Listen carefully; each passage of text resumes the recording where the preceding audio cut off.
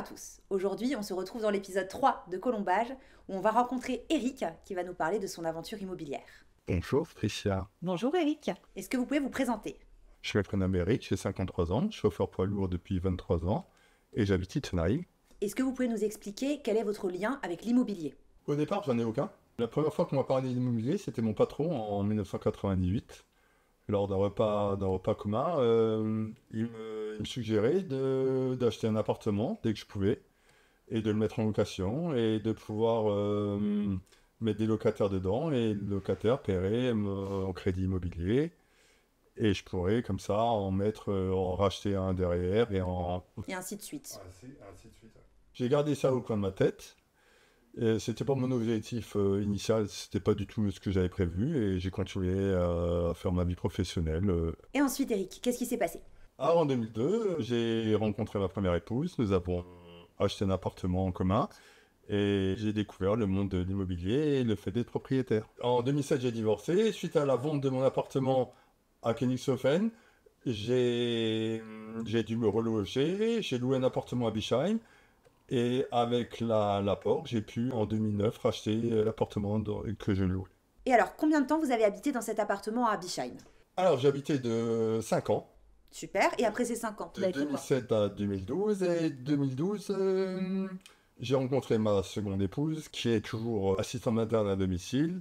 Mon appartement et le sien ne convenaient pas à la garde d'enfants et nous avons décidé de louer une maison en Glenbitten. Et là, j'ai décidé de louer mon appartement. Je me suis remémoré ce que mon patron m'avait dit, c'est-à-dire de louer et de mettre un locataire et que mon locataire allait continuer à me payer mon prêt immobilier. Et depuis 2 ans, mon appartement est loué. Oui. Et du coup, comment vous avez procédé pour cette location? J'ai pris l'agence qui me louait ma maison à Glenbitten. Et pourquoi vous avez décidé dès le départ de faire gérer votre bien par une agence immobilière? Parce que je n'y connaissais rien en location et je voulais pas être embêté. Je voulais que ça soit simple, efficace et en plus ça avait un avantage fiscal vu que les frais de gestion sont déductibles des revenus fonciers. Au final, est-ce que ça a été plus facile d'avoir une agence immobilière qui vous accompagne? Alors au départ c'était le bonheur. Ça me paraissait tellement simple que j'avais même envisagé d'en acheter un deuxième. Et même l'agence m'avait proposé un autre appartement. J'ai vite déchanté parce que dès les premiers impayés, des gens, moi, c'était pas des impayés, c'était plutôt des retards de paiement de loyer. Ça a commencé comme ça.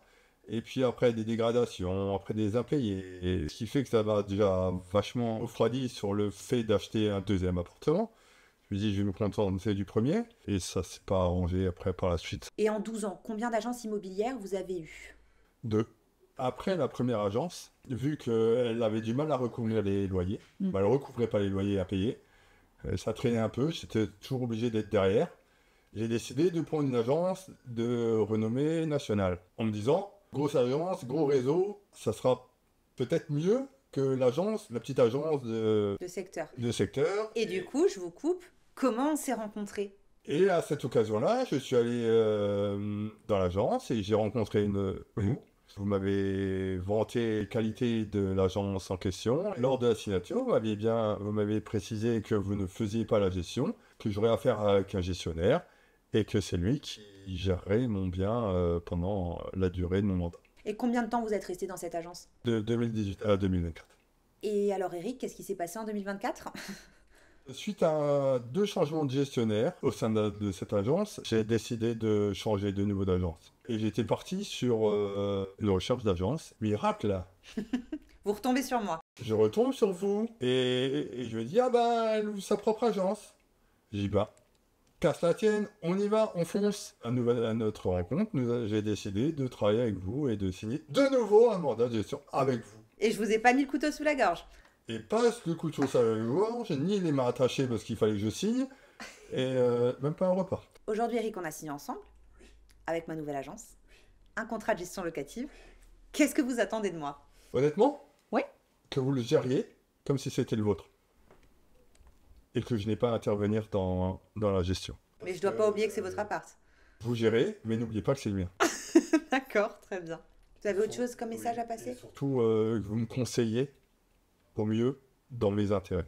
Eric, d'une part, je vous remercie de vous être prêté au jeu. Et surtout, ce que je tenais à vous dire, c'est que j'espère que je mérite votre confiance et qu'on travaillera ensemble de nombreuses années. J'espère aussi. C'était l'épisode 3 de Colombage et on se retrouve très prochainement pour l'épisode 4.